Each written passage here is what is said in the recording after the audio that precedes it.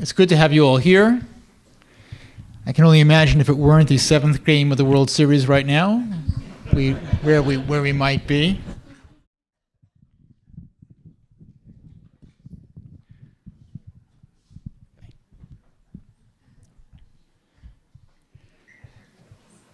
So one of the more recent professional-to-professional interactions that Steve and I have had was around the need that one of his clients had for a specialized pair of shoes.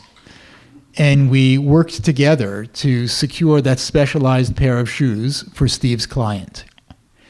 And this is, of course, in Steve's second vocation, serving humanity in the most direct sense as a social worker. And it's obvious, though, that his first vocational love, that of academia and specifically German Jewish history, was a love that never faded. And we are here tonight to celebrate a magisterial achievement in the realm of that first vocation. The power of a book can never be underestimated. The identity of an author and that author's subject matter become thoroughly intertwined over time. A story is told about the great scholar Dr. Jacob Katz, who, among many books that he wrote a book called Goy Shel Shabbat, in which he outlined and discussed the ways in which medieval Jewish communities did or didn't employ their non-Jewish neighbors to assist them on Shabbat. And the story goes that when the book was introduced on a night like this, Jacob Katz said, "I hope that I do not become known by the name of this book." A comment that was necessitated by the fact that one's works and one's personal identity do become thoroughly intertwined, thus the importance of books not only to the audience, but to the author as well. I'm very, very thankful to Dr. David Myers, our dear friend, who organized this incredibly important evening. I'm thankful to all of you who have come to make it all the more special, and I'm delighted to turn the program over to Dr. Myers. Good evening, everyone. Erev Tov. It's really a delight to be here. I want to thank Rabbi Kanevsky for his generosity of spirit in opening up the doors of the shul, and Adina Schwartz for really attending to every single logistical detail that arose when we decided to hold this evening on rather short notice. Thank you to you both. Really what prompted this evening was two things. First, as Rabbi Kanevsky said, Steve Lowenstein has completed a 731-page book on the demographic history of German Jewry, and this is an astonishing achievement. It is a completion, actually, of a long-standing project undertaken by a prior scholar, Professor Uriel Schmeltz of the Hebrew University, and Steve, assiduously over the last couple of decades, has been working not only to complete Schmeltz's work, but to expand it significantly. So we are here to mark the completion of that book. We're also here for another reason, and that is that Steve's vocation as an historian, and indeed his reputation as one of the most outstanding historians of modern Jewish history and of German Jewish history in particular, it seems to me is largely unknown in this community, which became clear to me when I began to say, but you know, Steve and I, talk about historical matters, not during the rabbi's sermon, of course, but at other points in the service. And people looked at me with faces of perplexity. Everybody, I think, knows that Steve undertook this remarkable transition in his career a dozen years ago or so? 8 years ago. 8 years ago, when he went back, got an MSW at UCLA, and then began to work as a social worker on Skid Row.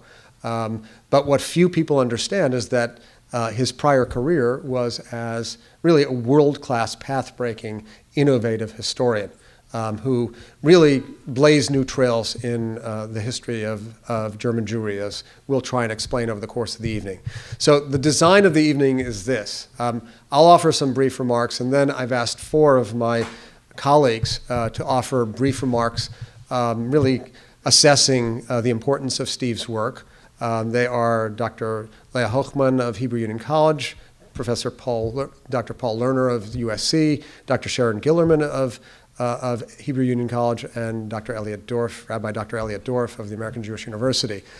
In what surely is a harbinger of the Messianic era, 4 institutions have joined together to co-sponsor this, including UCLA and USC, I should add, along with AJU and the Hebrew Union College. So we're really delighted, and thank you to all 4 institutions and individuals for agreeing to come together on such short notice. So what I'd like to do is very briefly just outline some of the major themes in Steve's life and career as an historian. Along the way, I think we'll notice some curious turns in the road. And the beauty of this evening is that when we have all reflected on Steve's work, we will have the opportunity to be corrected by Steve himself, which we are anxiously looking forward to, as you can imagine. No, we'll have an opportunity to hear from Steve, reflect upon his work and method through his own eyes, as well as his very distinctive cultural background, which he wants to emphasize, and I think we historians are all in agreement, really was very distinctive. The formative milieu was the neighborhood in northern Manhattan and upper Manhattan known as Washington Heights, which was home after the Second World War to a large and very culturally dynamic population of German Jews. And as Steve may well reflect, a rather diverse variety of German Jews. Steve grew up in this neighborhood in the 1950s, and very interestingly, this personal experience served as a very important inspiration for one of his most important books, his 1989 book with the wondrous title, Frankfurt on the Hudson. Really the definitive study of Washington Heights, where Steve brought not only his personal passion, but his great skills as a social historian to recreate that world, that ambiance, that very special moment in time when German Jews transplanted themselves to upper Manhattan and dwelt there and really remade their lives. Following his teenage years, Steve went to City College, where he received a BA in 1966, and from there he went to Princeton, where he began to work on a dissertation. Now, this is relatively unknown, not only to this large kahal, but even to the professional community of Jewish historians, that Steve did not train in Jewish history. He trained in French history, in early modern French history. He wrote a dissertation on the Protestant group, the Huguenots, whom he actually references in his book on the Berlin Jewish community, in Languedoc in the year 1621-22. Now, notwithstanding the almost universal prospect of that book becoming a bestseller, that dissertation becoming a bestseller, Steve did not immediately assume a professorial position. And here's where we come to what I would say is the second interesting turn in the road. The first is that Steve, a great Jewish historian, actually trained as a French historian. The second interesting twist in the road is what happened over the next 7 years or so. Because after Steve finished at Princeton, he moved to the YIVO Institute, the preeminent institute for the study of Eastern European Jewry, located on the Upper East Side of Manhattan, where he worked as an archivist. YIVO is the world's major research center into Yiddish culture. And this was an interesting expansion of Steve's own professional and cultural horizons as a French historian on one hand and a German Jew on the other.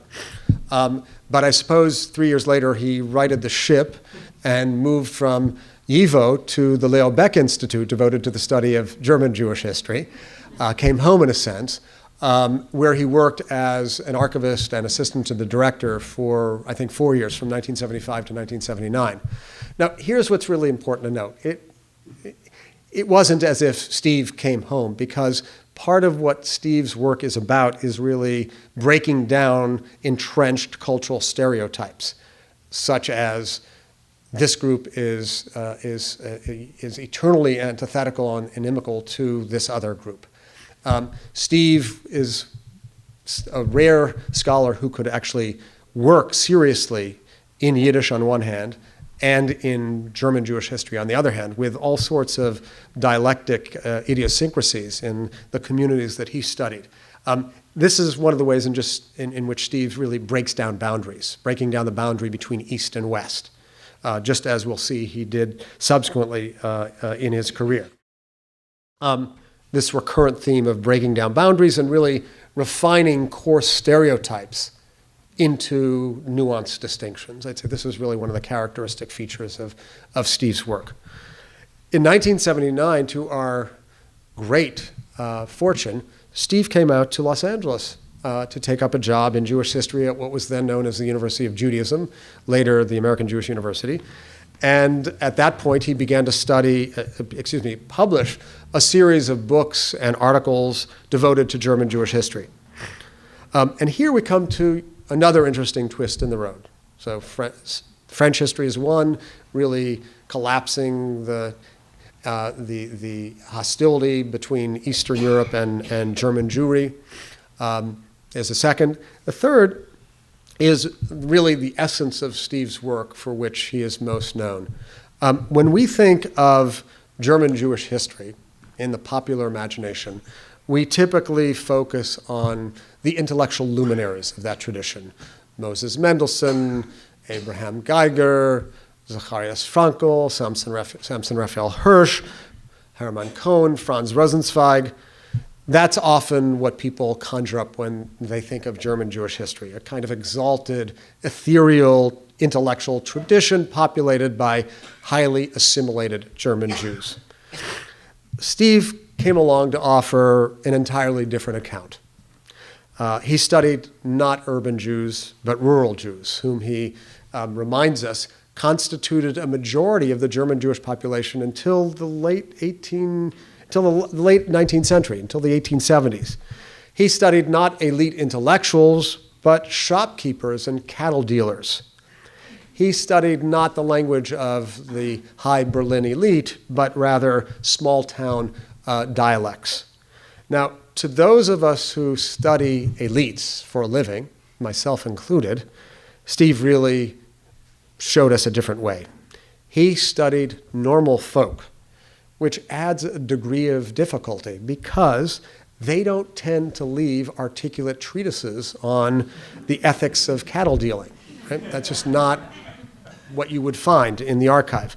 So Steve had to be very dogged and ingenious to find sources to reconstruct the experience of the people whom he studied. And that's the particular burden of the social historian, who studies history from the bottom up rather than from the top down, focusing on the material dimensions of life rather than the more exalted intellectual dimensions. That perspective which Steve trained, that focus which Steve trained on rural Germany, he also brought to more urban environments, such as in his really wonderful 1994 synthesis on the Berlin Jewish community, Berlin being the legendary cosmopolitan ambiance in which German Jews achieved their greatest cultural heights. Steve offers a different perspective, calling attention to Berlin when it was a small little, almost shtetl. I say somewhat facetiously. That was a point at which you could laugh. A community of 3,000 souls in the late 18th century, the time of the great German Jewish Haskalah, or an Enlightenment movement. But Steve gives us a very different picture of that community, comprised of many different strands, socioeconomic strands, than we ever had imagined. And that same innovative approach is also evident in a book of a different nature, but one about which my colleagues may well speak. I just want to mention it. And that's his book called The Jewish Cultural Tapestry from 2000, in which he surveyed the many varieties of Jewish cultural custom or minhag across a kind of sweeping global world. I especially like the chapter on the encounter between gefilte fish and cholent on one hand and malawach and couscous on the other. That very framing, I think, captures Steve's capacious appetite, his intellectual appetite.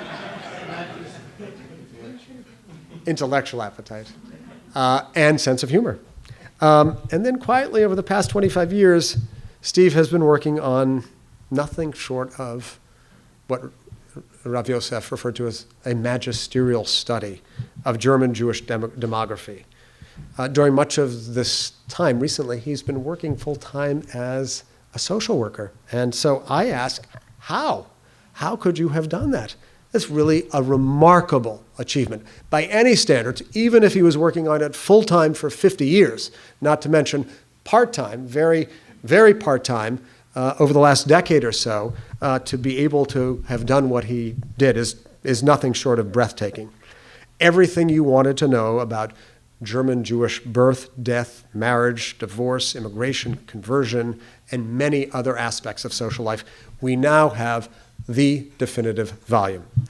Now, there's much more to be said, but suffice it to say that Steve takes his place as one of the most important and innovative social historians of the modern Jewish experience today. And this acclaim is recognized when a number of colleagues throughout really the world heard that we were organizing an event like this. They sent letters of appreciation for Steve's contribution. Colleagues from the United States, from Germany, from the Leo Baeck Institute, congratulating Steve on the completion of this book and his career. There's much more to be said. Not everybody has said it, so I'm now going to hand things over to the first in our roster of 4 speakers, Dr. Leah Hochman from Iyyun College. Thank you very much.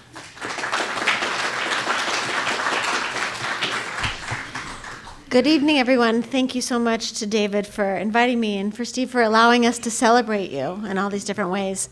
I mentioned this to Dr. Lowenstein before. I come with the greetings of the entire Hebrew Union College Jewish Institute of Religion, who's just inaugurated their 10th president. So everybody is in the homestead of Cincinnati. David Allenson sends his love and reminded me to remind you all that in his telling, I think Steve has a different story, for 23 years, the two of them met for breakfast once a week at the corner of La Cienega and Olympic and chitty-chatted about German Jewish whatever. I also bring greetings from the new president, Andrew Rayfeld, who, is, although a political theorist, still made pains to mention the importance of your work for his own understanding of the history of HUC and the history of the Reform movement. My dean, Josh Holo, who is stuck in a 72-hour meeting with the new president, also sends his love and wishes desperately he were here.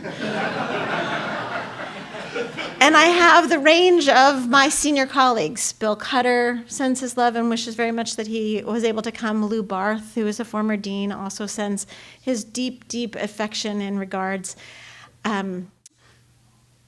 I'm missing somebody. And Lou Barth, and Devorah Weisberg, who, although my senior colleague is not quite as senior, and she wishes she could be here. She's teaching this evening, but she had said innumerable times how deeply gracious and how loving you have been, what a warm colleague, and how important your work has been, although she works in rabbinics.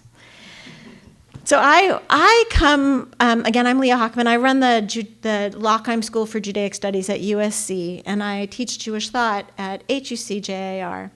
And I am probably the graduate student you never had, because my experience of your work has been mostly personal and professional, although I never studied directly with you. And I think we met last year. I made Steve come down there. We had an event co-sponsored with the Kata Institute with Paul Lerner. A mother-daughter team created the German Jewish Cookbook, in which they were able to recover, sort of a recovery history of all the recipes from Frankfurt on the Hudson, from the community of German Jews who lived in New York, whose really their culture went underground in the time after the war, when it wasn't as popular or wasn't as comfortable to be a current German Jew. And they brought with them Burgess, which is, I don't come from that stock. So to me, it was, I will say, it looked like challah to me, but it's not. It was Burgess. And what I remember so distinctly about that event was your pure joy at the taste that captured your childhood and the entire experience of Shabbat at your grandparents' home, of the way in which this taste, this feeling, this sentiment was enveloped in this egg bread that this mother-daughter team had created. And I want to thank you for coming and sharing that joy. My students were all there. And in fact, the only thing they remember was your face lighting up about Burgess.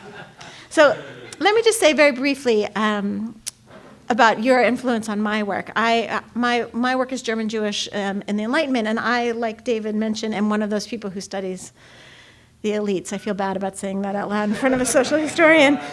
But your work opened up the social milieu of concentric circles for me, of the German Jewish experience beyond the sort of elite, but also the myopic vision of one or two Jews as if they were representative of the entire German Jewish experience.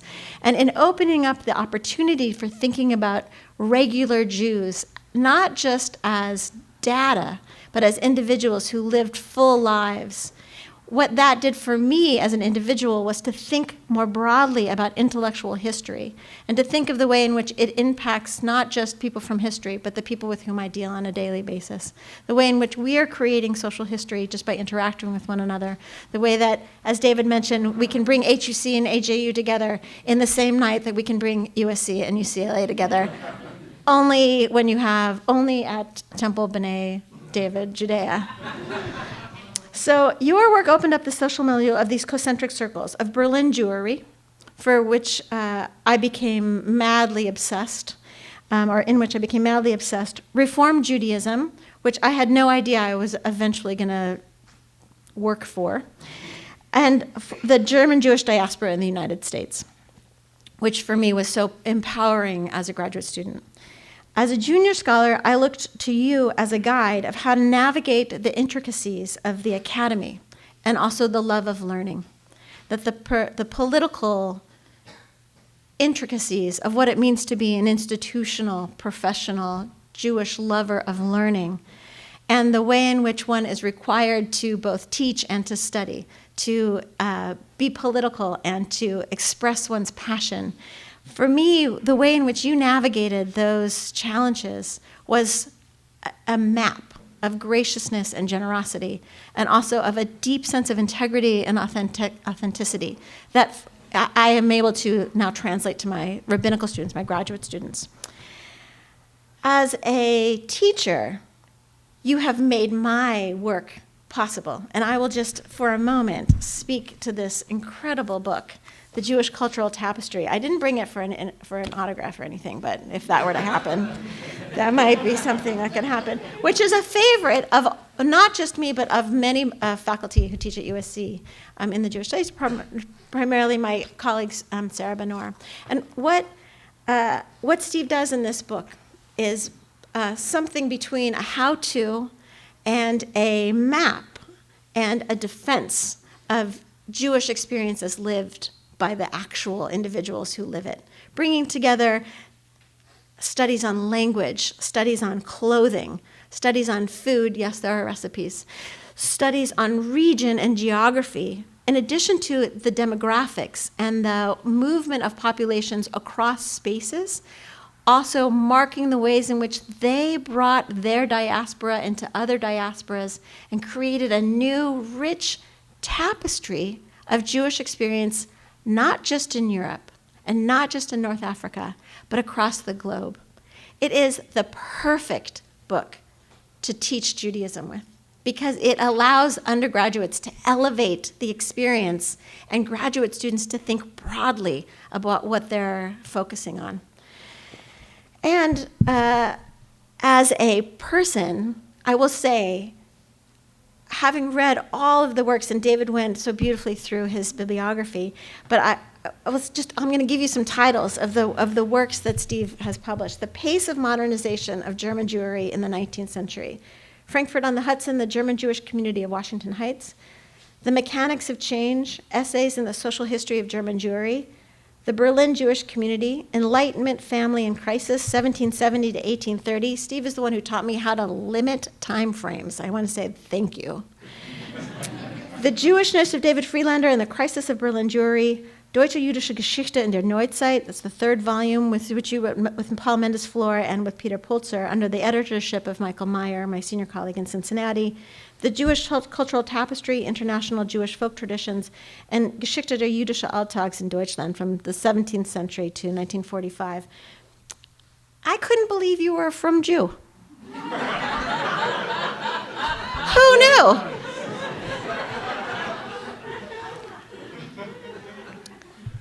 Thank you for unfolding this way in which history lives in all of us, in which the experience of Judaism is not just a legacy, but a lifelong opportunity. And I thank God for the opportunity to know that not just my students, but my students' students will be using your work as they construct their own syllabi. Thank you for everything, Steve.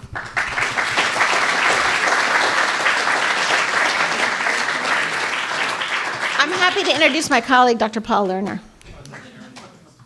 Dr. Sharon Gillerman.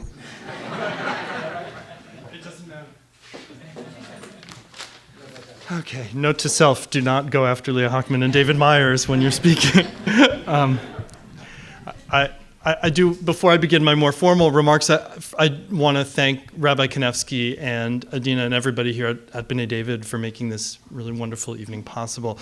And I do want to pick up on something David said at the beginning, which is this kind of disparity between the enormous fame that Steve has in Germany and in academic circles, and the quietness surrounding him here in Los Angeles in the Jewish community. Because it's true that many people do not know. But if you go to a German conference in Jewish history or a conference in Israel about German Jewish studies, Steve is the figure, right? He's the expert. He has this international acclaim. So I find both slightly jarring, but also really inspiring and beautiful, this very gap, right? Because I think in that way, Steve exemplifies and embodies sort of humility, humbleness, and modesty in all the right ways, in all the honest and echt ways. So it's really a great honor to be here and to have the opportunity to speak about and to Steve Lowenstein. Usually when I'm around Steve, I listen. And I don't say that because Steve talks a lot, because I don't think he actually, I mean, he does, but that's not why I say it. I say it because I listen to him. I seek him out. When I come here to B'nai David, I sit with him. I learn from him. I laugh with him. But of course, again, not when Rabbi Kanevsky speaking. I admire not only his knowledge of and contributions to the fields of Jewish history and German Jewish studies, but his humility, his decency, his Menschlichkeit. Sometimes it takes me a while to figure out the Yiddish when we're talking quietly, but usually after 2 or 3 repetitions, I can sound it out and know what he's telling me. But I'm not here to talk about those qualities or indeed to go over Steve's impressive CV and his bibliography, but really to focus on his Population History of German Jewry, which is a monumental work, long in gestation, whose completion we're here to celebrate.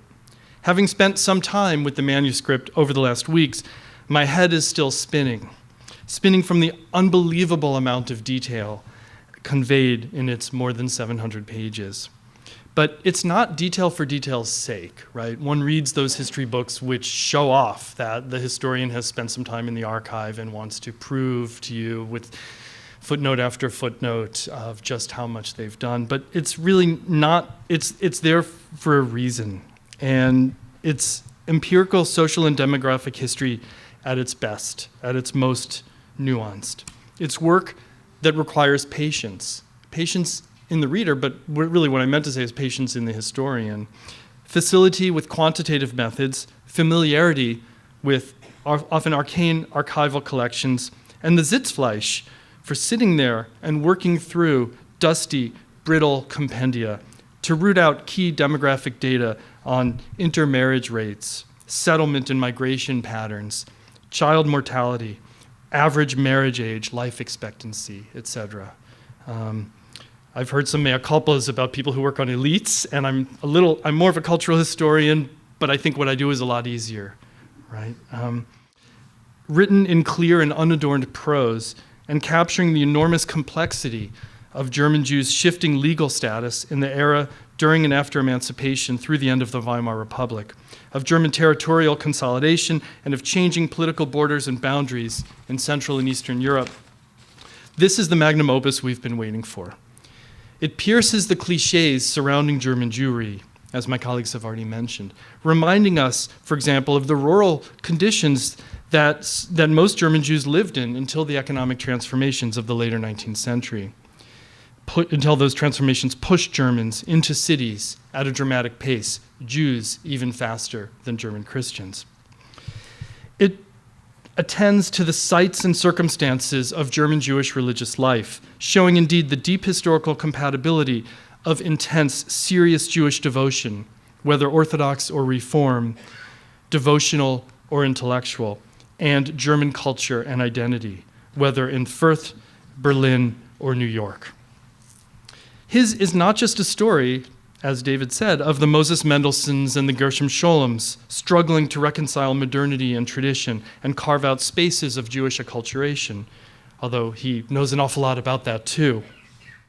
But rather a story of Jewish cattle ranchers, mikveh attendants, and dry goods merchants, of mothers and fathers, children and adults, wives and husbands, of small communities and villages which left their mark on German Jewish life well into the 20th century. This is an excavation project, a book which unearths and casts into relief the rich varieties of Jewish life that adapted and flourished all across Germany over centuries, whose legacies and memories the Nazis were not able to fully extinguish. And where once again there are communities, today made up of the descendants of survivors and DPs, post-Soviet emigres and their children, and Israeli and American business people and tourists, who revivify, reshape, and carry into the future centuries of German Jewish tradition. Whether his subject is post-war Washington Heights, Jewish folk traditions around the globe, or the Berlin Jewish community at the time of the Haskalah, Steve Lowenstein's work is driven by the imperative of getting beyond elite experiences and perspectives and shedding light on the rank and file, the conditions and challenges surrounding Jewish individuals, families, and communities, and the texture of daily life, or what they call in German Alltag. His contributions are, to use a word I invoked at the beginning of my remarks, monumental. This book, this comprehensive demographic study of over a century of German Jewish life, is the giant on whose shoulders future historians will stand. But Steve, ever humble and gracious, is the champion of the voiceless, the small people who are often lost to history. And for that extremely difficult archival and excavational work, I really commend him. So congratulations, Steve. Mazal tov, kol hakavod, and we look forward to hearing the rest. And it's now my pleasure to introduce Professor Sharon Gillerman from Hebrew Union College in USC.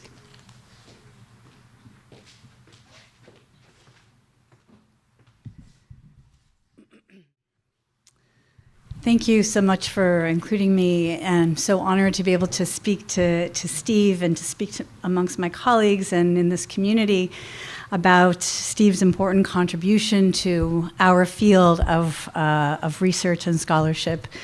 Everyone here who knows Steve knows his humility, knows what a mensch he is.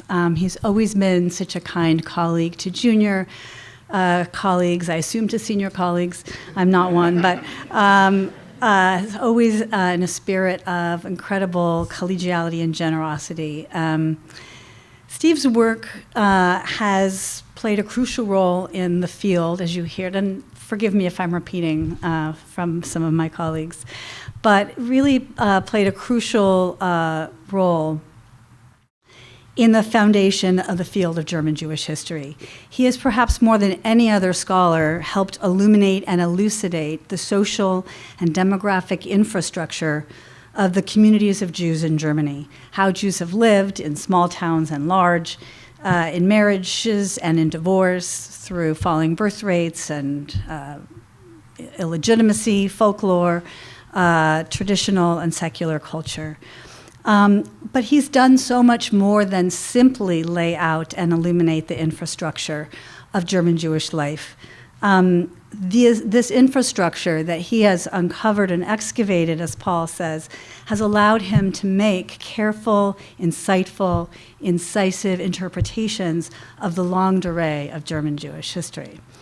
Among his remarkable contributions, before I talk briefly about the latest book, I just want to mention Frankfurt on the Hudson for a moment, because not only was he participant observer as someone who comes from that community, but what was important about this book, in addition to excavating this and exposing and introducing people to this Jewish culture that wasn't so well known, he found this community that was not typical, as David Myers has said. They were more Jewish than typical German Jews. They were less wealthy than typical German Jews, and not as intellectual as the typical German Jew, at least what those representations of German Jews were like. And he was interested in how traditional society transformed gradually into modern life. How did a minority recombine its Germanness, its Americanness, and Jewishness all together and make a new identity or set of identities, while remaining traditional nevertheless? So what's significant, I think, about this book, as among his earlier books, for his scholarly trajectory, is the way that it signaled what he would continue to do throughout his research, which was to look at groups and populations that were marginal, not in the center, not only the non-elites, but also those who were simply not the focus of what historians seem to be interested in. And by looking at such groups, he's enabled us, and he's been able to chart a much different looking kind of history of German Jewry than we would have otherwise known. It's a much more nuanced history and a fuller, richer picture of Jewish life and the accompanying changes of Jewish life over all of the various periods that he's studied. I also want to just repeat, I think, and it bears repeating, his contribution to some of the most important works produced by the leading scholars in modern Jewish history and modern German Jewish history that came out in the last 20 years.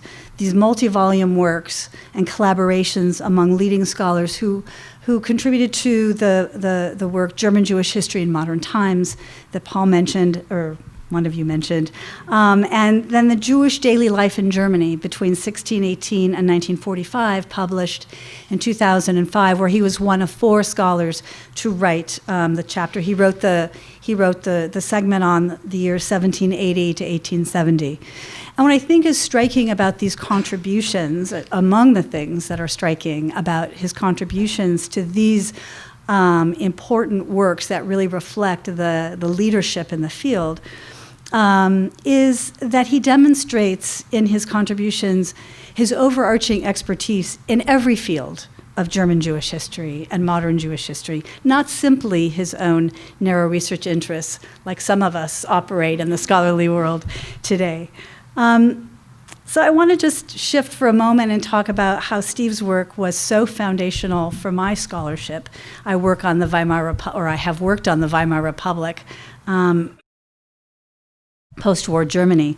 And his work has been so important for my work because his work in various forms has focused on understanding the mechanics of how social change took place in German Jewish communities and the impact of social change on Jewish communities, on their self-understanding, on their cultural, religious, and social practices.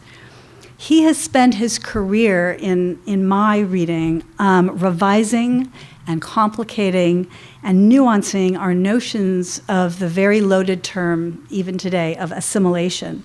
Not because Steve himself is pro-assimilation or anti-assimilation, but he produced foundational research and his nuanced reading for allowing us to look at Jewish society at large and has allowed us to think so much more intelligently about the relationship between, on the one hand, social change, and on the other hand, the larger political and economic events which has shaped that social change and ultimately shaped Jewish cultural and religious life.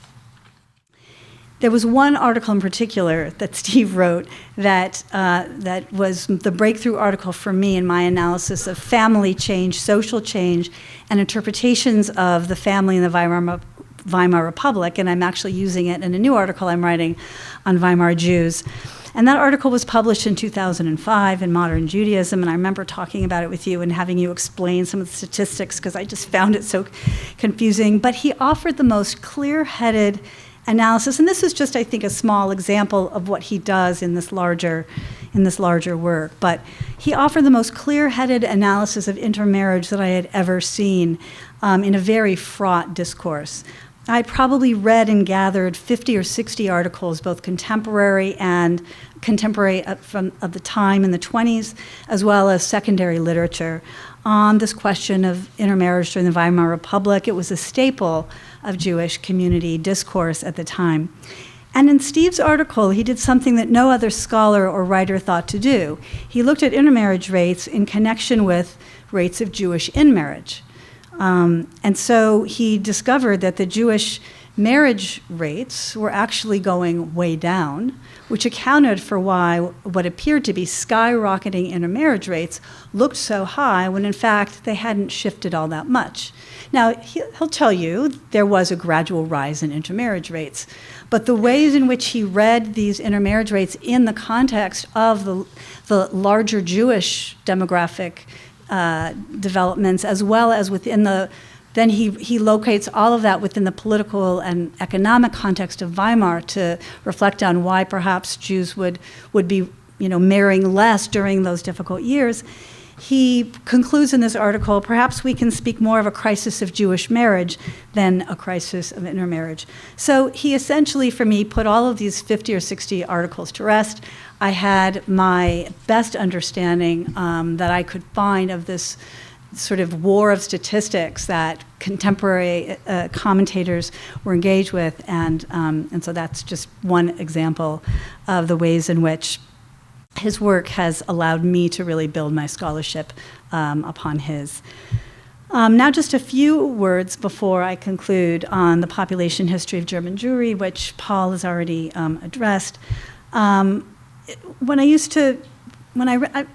I don't go to B'nai David, so I haven't had the chance to, chat with you during shul, and other people have, and have the opportunity to catch up.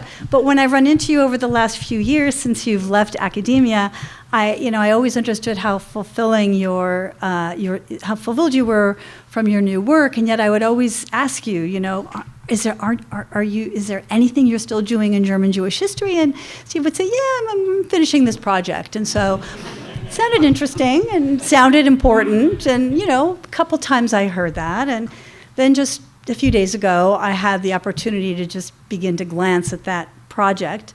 And I was just astonished, like my colleagues, at what I saw.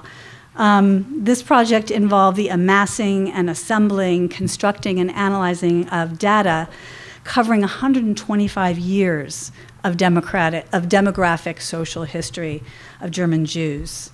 The sources that he uses are stunning in their comprehensiveness, although he says he doesn't have all of them, even after 700 and something pages. He's gathered his sources from contemporaneous sources, primary sources, published government statistics, all the relevant secondary literature that there is. And the tables that he's the tables that he's constructed in his work, tables and tables of data, are simply breathtaking. They break down the population of German Jews in such granular categories that scholars who work in a whole vast array of fields doing local study during very different time periods are going to be able to make use of these materials. This work has certainly brought together and drawn upon the topics and themes and data that he has worked with throughout his career, and it covers all of those time periods, or maybe it doesn't go quite as far back as he's gone before. But the project encompasses much, much more than simply statistics and charts. It investigates the implications of this data for the major social and cultural developments of German Jewry. So Steve offers expert synthesis and interpretation of demographic and social trends of German Jewry. He illuminates in a carefully nuanced way the social structure and gradual social changes within German Jewry over the last 125 years, over 125 years, not the last ones. And the conclusions he comes to in each of the sections explain the interrelated nature of social, cultural, religious trends in German Jewry. What Steve has done, and here I'll conclude, drawing on his skills, his methods, his expertise, and insights from the span of his entire career, is to provide an invaluable, comprehensive, expert, nuanced resource that will serve generations of scholars. He's created a vast, far-reaching, authoritative portrait of 125 years of social and cultural change among the Jews of Germany, and along with my colleagues, I want to thank you for that and know that we all have much to be grateful for and thank you for and work with in the years ahead.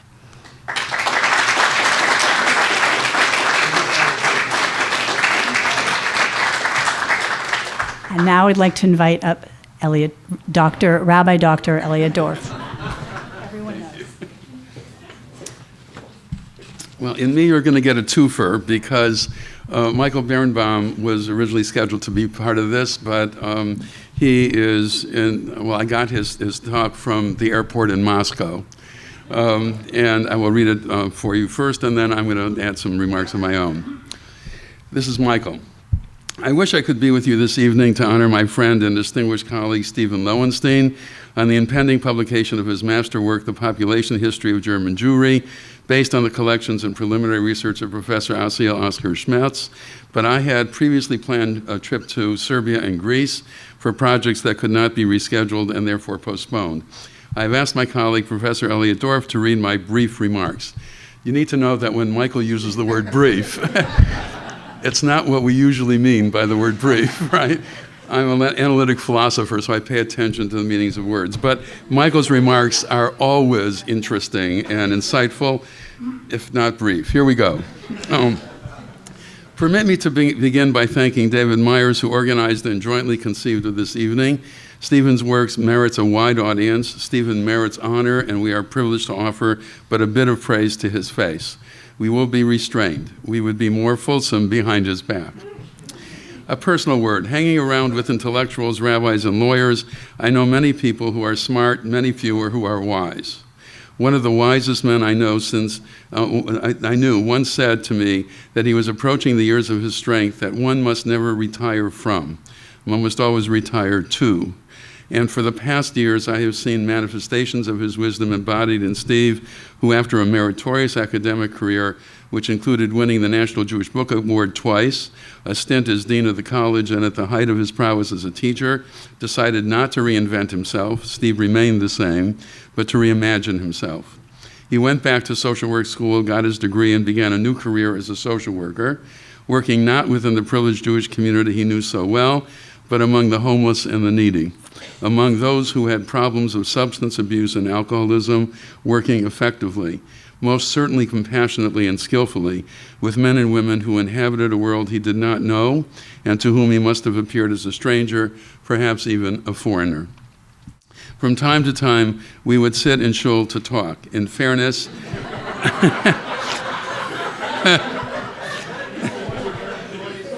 you have to get this one. Here we go.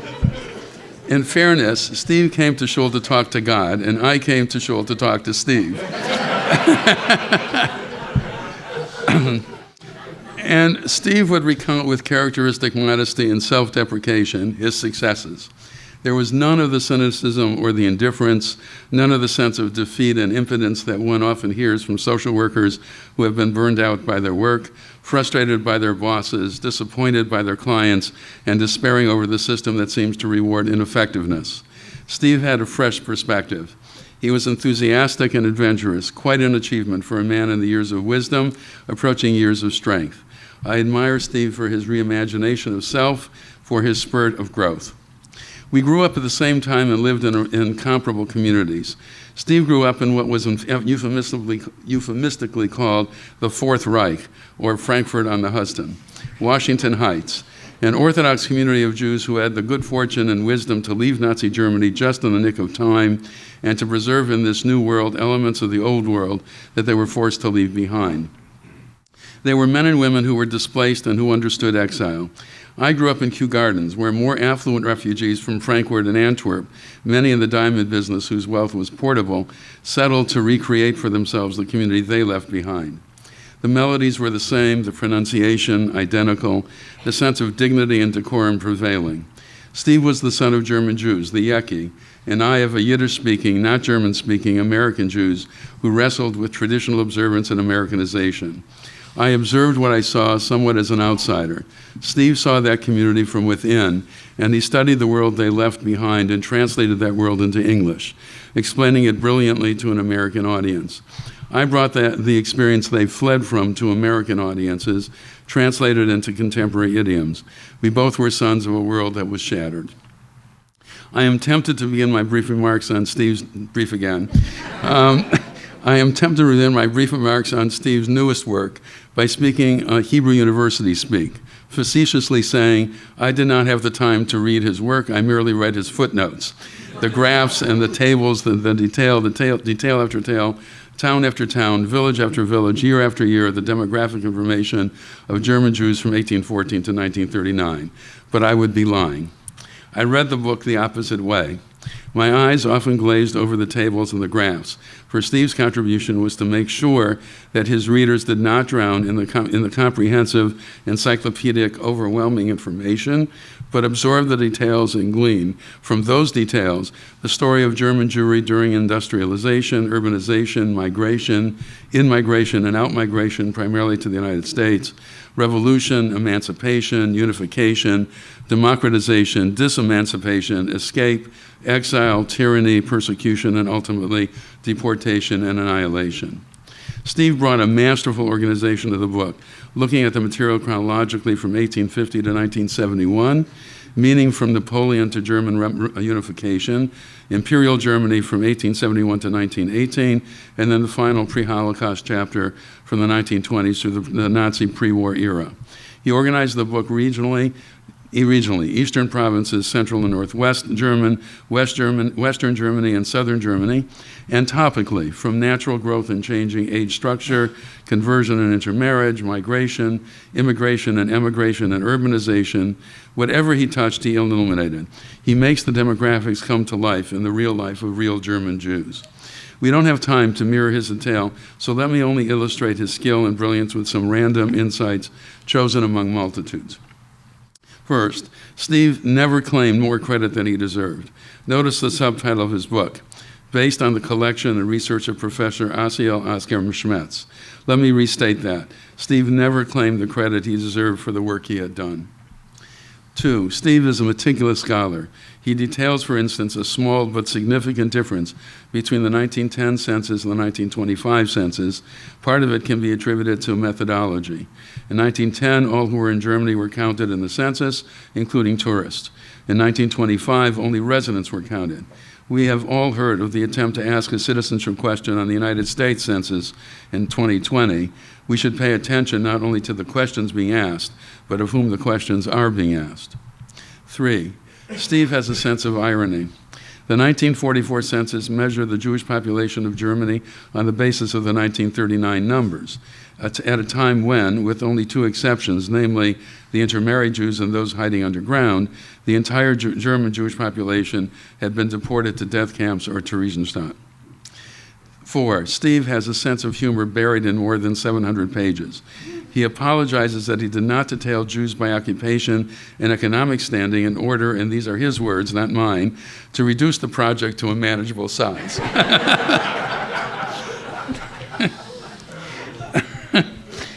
700 pages with maps and graphics, tables and text is easily manageable. 5, Steve illustrates large trends in the smallest of details. Example, in 1871, 70% of the Jews in Germany lived in towns of less than 20,000. By 1910, the ration was only 32%, and 53% lived in large cities, with Berlin as the most Jewishly populated. In those years, the percentage of German Jews living in Berlin more than tripled, from 7% to 23.42%. Steve places statistics in a context comparing the Jewish process of urbanization with the urbanization of non-Jewish Germans. Steve does not miss countervailing tendencies, commenting as he does on the surprising vibrancy of Jewish communities in small towns. Steve links the Jewish birth rate to urbanization. Urbanized residents have lower birth rates, yet Jews had a lower birth rate than their Gentile neighbors, both in cities and in the countryside. Steve places the Jewish experience in its larger context. World War I resulted in a decrease in marriage, yet a notable increase in German-Jewish intermarriage. Intermarriage increased during the Weimar period as Jews were more integrated into German society, yet nobly in an immediate post-war period when soldiers, Jews, and non-Jews alike returned home from war. Actual intermarriage rates were the lowest of any year between 1912 and 1933. Steve is rigorously sensitive to population changes during the Nazi era. Jews emigrated, the young leaving before the old, men who were regarded as more vulnerable before women. Even those who stayed migrated from small towns to larger, more anonymous cities. Intermarriage virtually ceased for a very basic reason: it was outlawed. Yet, especially in the early years, marriage rates increased in anticipation and preparation for emigration, and perhaps also for the need for stability in this most turbulent time. Steve noted the different ways Jews were classified in the Nazis' era census: full Jews by race or Jews by religion. Steve focuses on birth rates and death rates. From 1914 onward, the death rates of German Jews exceeded the birth rate, but the natural decline in population was offset by immigration. In the 1930s, the Nazi world, more than twice as many Jews died as were born. And he even offers a correlation between birth control use and birth rates. I could go on, but suffice it to say that if you give a gifted scholar who knows the history of this community the raw data gathered meticulously by a gifted demographer who did not live to interpret his findings, the result is a book that tells the fascinating yet tragic story of German Jewry. It is a tribute to Professor Lowenstein that even in his academic retirement, he undertook so onerous a task. It is an even greater tribute that he brought the work to life in a manner that will only enhance the significant legacy of his distinguished scholarship. Thank you, Stephen, and Mazel Tov.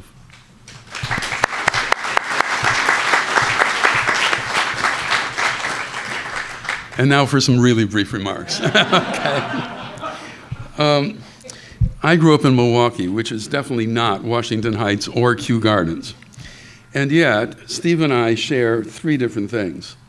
First of all, we are both academics who wrote books. But I have to say, my last book was originally 216,000 words, which the publisher required me to spend a whole summer cutting down to 150,000 words. Steve, how do you get a publisher to do 700 pages? Okay. Teaching, we both love teaching.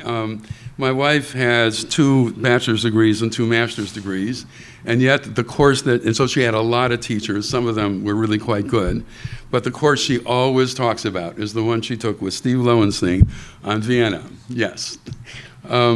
He is he has a reputation for being an amazing teacher. What I did not know until David talked about your background before is that we share something else. You did your doctorate in French history and ended up teaching Jewish history. I did my doctorate in analytic philosophy without a single course in Jewish philosophy, and my first year here, I had to teach 2 4-credit courses on the history of Jewish philosophy. Talk about learning fast. And then finally, social work. You do it in a direct way. I'm a past president of Jewish Family Service and am very much interested in caring for the needy. I'm also the past chair of the Federation Board's Committee on Dealing with the Vulnerable. So we both share not only academic interest, but interest in people who are vulnerable. So here's to you, my brother, in our love for teaching, scholarship, and social work. Maybe Milwaukee and Washington Heights are not that different after all.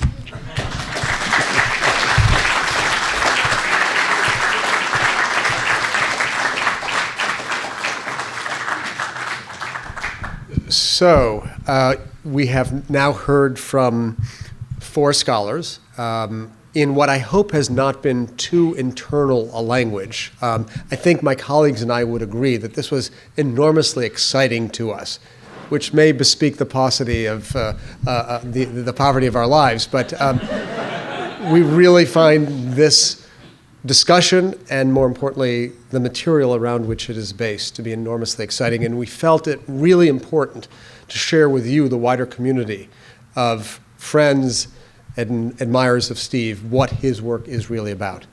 In a minute, Steve will come up and provide the definitive corrections to our lapses and mistakes.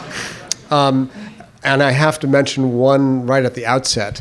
Steve had intended for his remarks to be accompanied by visual materials from his new book. And I, in my infinite and occupational absent-mindedness, sent on to Adina exactly the wrong files. So we have some, what to my mind are some really beautiful graphs and charts there, really illuminating, but not the ones that Steve had intended to talk off of. So if you are interested, I'm sure that we can make available to anybody who would like to see what Steve actually had in mind. Right now, without further ado, it is my great privilege and pleasure to welcome to the stage and microphone our beloved colleague and friend, one of the most important Jewish historians of our time, Professor Stephen Lowenstein. Steve.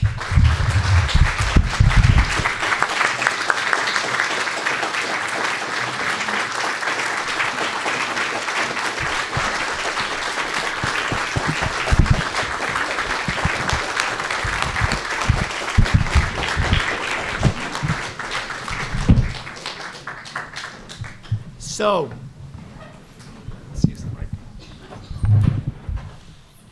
like every student, I can say, the cat ate my homework.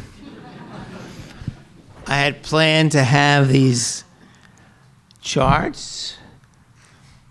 I don't have them.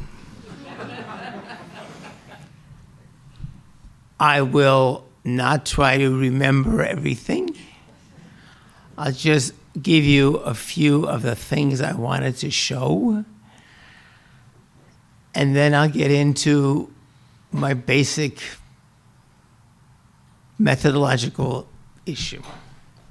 So what I wanted to show was the breadth, the difference of German Jewish. So the first map, I believe, was the geography of German Jewry around 1815. There's a bunch of Jews over here. There's a bunch of Jews over here. And in between, there were no Jews. And there were, in fact, 2 different Jewish communities. One coming from the community that I come from, southern, the Rhineland, that area. And the other were Jews from Tsarist Russia who became Prussian citizens. And it took decades till they became one Jewish community. That's just the first example. Then, just so many things about the Jewish community that we all know what Jews were like Jews married early, average Jews around 1800 in Germany married about the age of 28. Never mind what they tell you that we did. This is what we really did. Let me see if I can think of a few other examples. It wasn't what we imagine it was. It was what it was. Which was, they listened to the rabbis and they did what they did. Right? And not because they didn't love Judaism. It's because I remember once my late grandmother, when we started becoming real frum, and said, "But Omar, we can't do the dishes this way." She said, "Have the rabbi come over and do the dishes."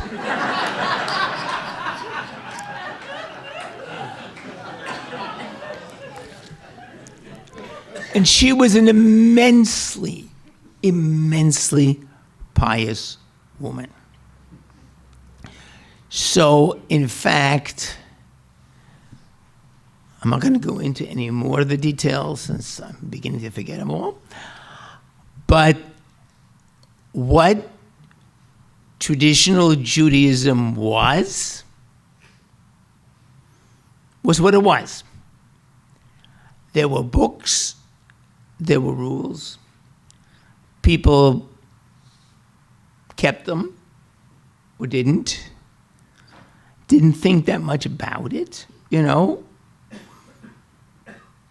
They kashered their chicken this way, and they prepared for Shabbos that way.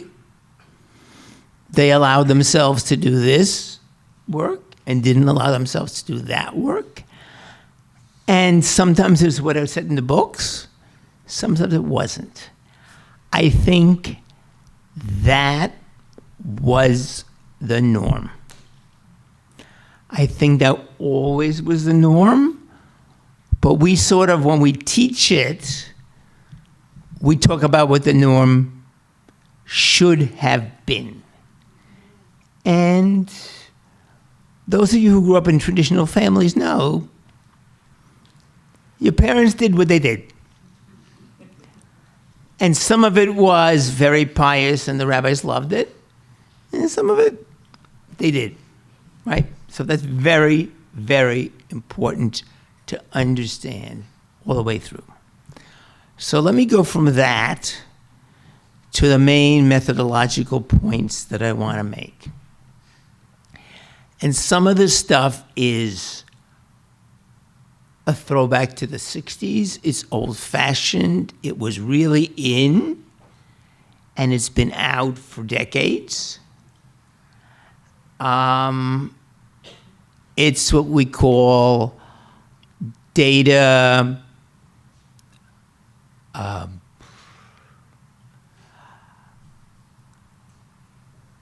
information, facts, all that kind of stuff. Now, we know now, we probably always know, every fact is factish. But that doesn't mean there's not a fact in there, right? So, when we have statistics, and if you have to do with Germany, you have statistics. Nobody ever sneezed in Germany without the government writing it down. we have statistics. And that statistics isn't worth everything. It's worth a lot. Tells us a lot. So point number one is, if we have information, that information is there to be used and helps us understand changes, etc. So we have an enormous amount of data about German Jewry, about, you name it, we know it, or we sort of know it. And all sorts of stuff. Sometimes it's scary what they know. Just give you an example, the county librarian where my mother comes from, one of the first things she sent me was my mother's report card. Okay? Just tell you, it's data. Not the most important data, but data. So we have this information. It's there.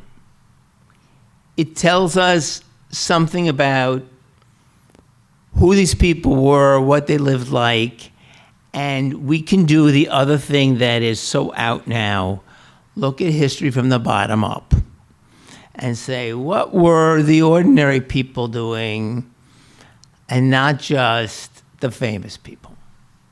And we know a lot about it, and a lot about what was going on happened. Nobody talked about it. And boom, what happened? I'll give you some examples a little bit later. So, from the point of view, so that when we have this information, it tells us something. Maybe surprising stuff, maybe not what we thought it was, it tells us something. So, there were hundreds of Jewish communities in Germany. Hundreds, scattered. And at least in Western Europe, in part of Germany that my family came from, 30 families was a community. A community with a shul and a chazan and a shochet, and it was a community. It just was. That was what a community was. They didn't have a rabbi, but they had the shochet, they had the person, the shul. You know, they went to shul every week, at least, if they didn't go every day. That was a way they lived. Just an example of the way they lived. And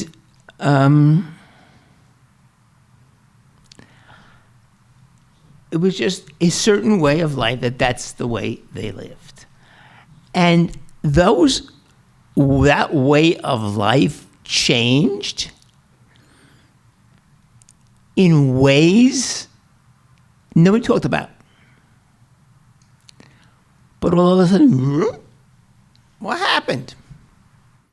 What happened all of a sudden, instead of having 8 children, people were having 4 children. Nobody talking about it. Hey, are you having less children? Are you what are you doing in bed? Nobody's talking about it. Why did they change? It fit what they needed at that point. It just happened. And all of a sudden, German Jews were the pioneers of birth control in Germany. They were a generation or 2 ahead of everybody else. Were they breaking with Jewish tradition? In a way. But nobody talked about it. It just happened. And many things in Jewish history and many things in world history, that's how they happened. They happened, we don't know really why they happened. They just happened. And the results the result is us. How do we get to be who we are? Things happened. Sometimes people talked about them. Sometimes they didn't. And just like so many things in our way of life, suddenly became normal for people to have 3 children and not a lot of children. Suddenly became normal for Jewish kids to go on to high school.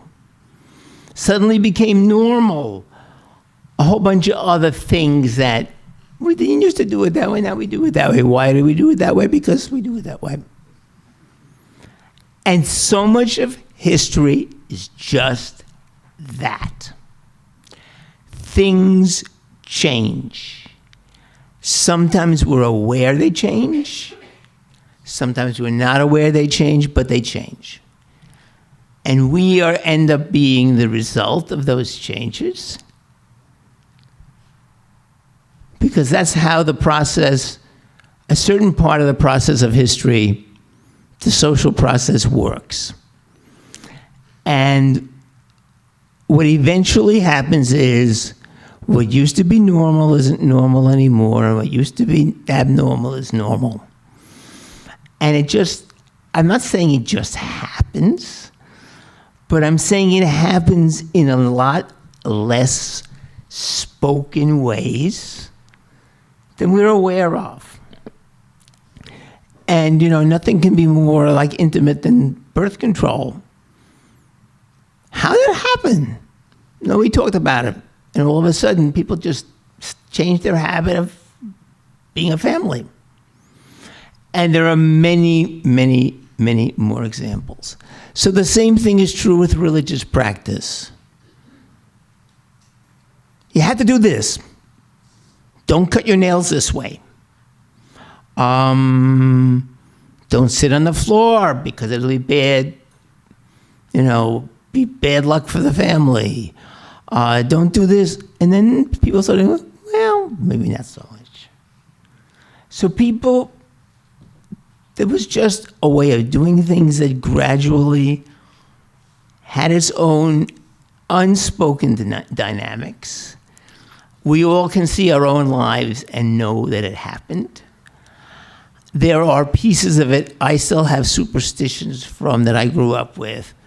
I won't cut my nails in order. I won't do it. Why? You can't do it. Bad luck. Don't step over your brother. He won't grow. Why? I don't know, right? Be careful of the evil eye. Just tell you a little evil eye story. My mother never forgave this woman. The woman says, I think I was a baby. She says, oh, such a pretty baby. Our baby is pretty too, Kenai Nahara.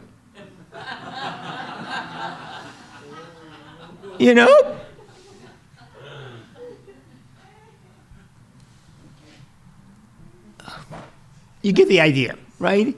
Those ideas are deep. They are, by the way, in many cultures, people say, Latinos do this. Oh, Asians do this. It's the same thing that my mother did, right? These are worldwide ways of being that slowly change.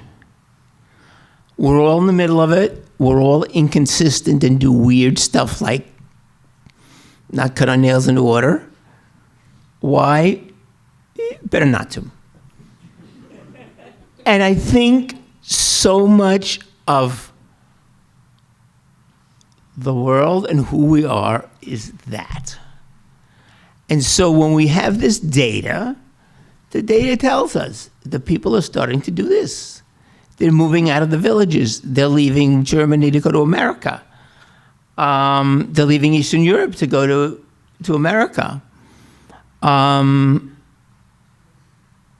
They're moving to Germany because of opportunity. whatever it is, people are doing these things in groups, not because they wrote each other a letter, let's do such and such. We talk about chain migration, which is real. Oh, my neighbor moved to Chicago, they like it. Let's move to Chicago. That is how a huge part of the history of the world has taken place and continues to take place now. And the other thing is the different ethnic groups who seem so different, and sometimes people say, we never acted like that. What? People will bargain? We never did that. We did. So all of those things, the annoying things that the other ethnic groups do, we used to do them. Sometimes we still do them. And we begin to understand that there are certain sort of universal cultural processes in people, and they change. They really do change. Relationships between parents and children have changed enormously. And they did. It's not that nobody thought about it, but it's also not that anybody planned it. They didn't plan it. We didn't plan it. We didn't plan to talk to our parents differently than they spoke to their parents. But we do talk to them differently. We share stuff with our parents they would have never shared with us, right? Why? Because the world's different. It just is. And you know what? Also, things we were scared of,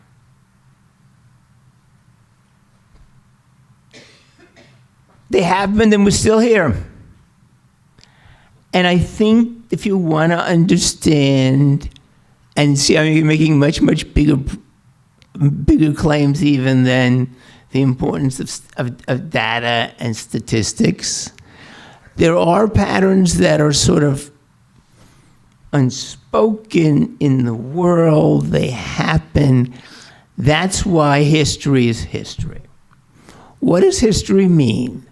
Why do people become historians?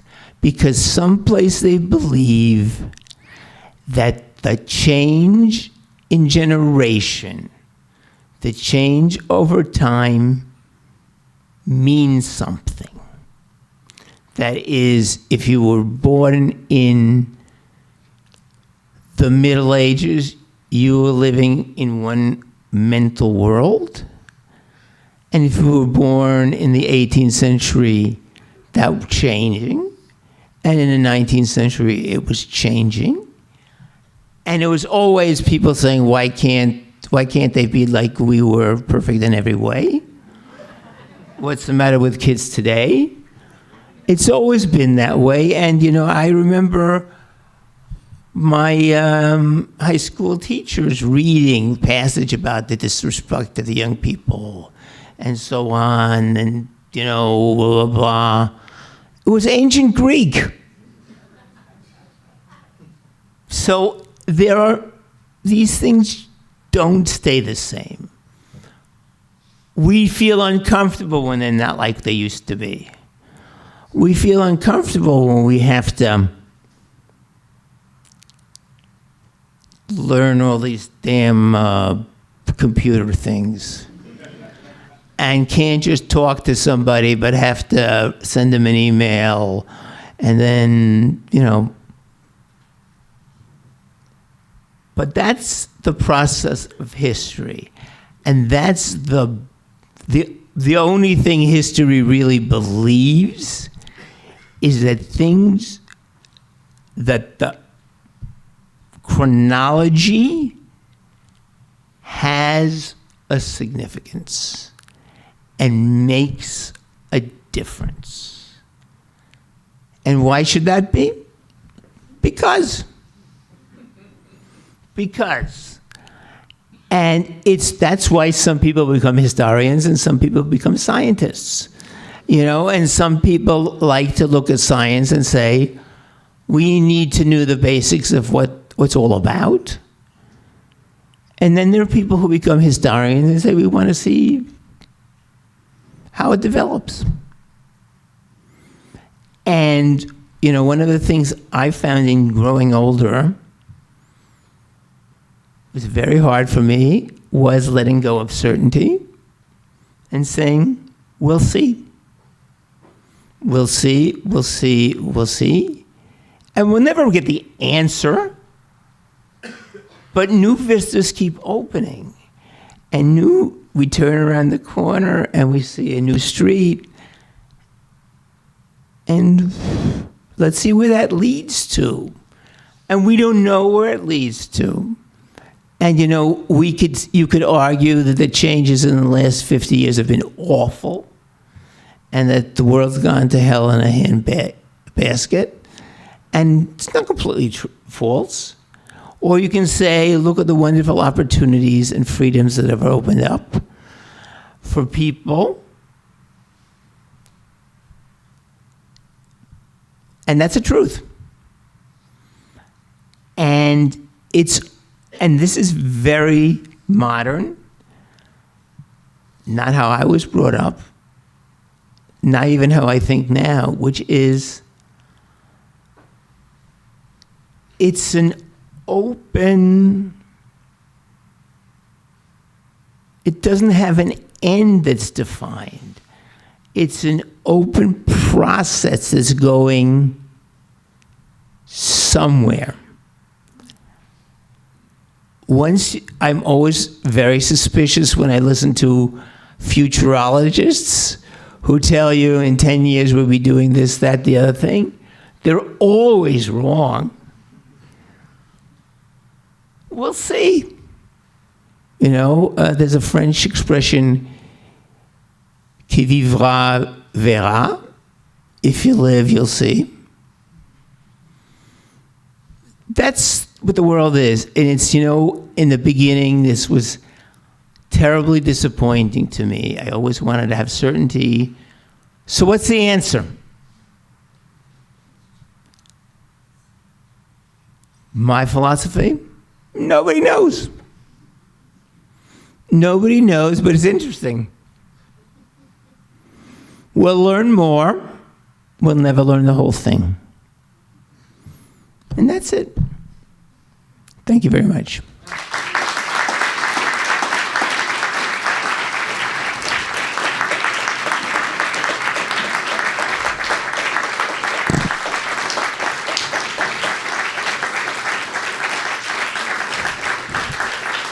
And I do want to say just one thing, though, about the German Jewry thing, because it is important to me personally. This is a personal statement. I grew up with a certain kind of Judaism. It is what it is. It's, if I'm allowed to use that sort of term, it's my mother's milk. It's not defined. It's not a stereotype. It's not, and I actually am very sensitive about this. I don't like Yeka jokes. I am who I am. I don't want anybody else defining who I am, even though they don't mean bad. Hey, you Yekas are this and that and the other thing, ha, ha, ha. Think about your own group and see if you like it if people think that way. So we just are who we are. I'm proud of being who I am, not because we're better than anybody else, but because that's who I am. That's my personal identity. I can't completely explain why or why I'd want to be that way. That's me. So please respect it, understand it, and know you are who you are and have the right for other people to respect who you are, even if not how they would be. That's my personal statement. Thank you.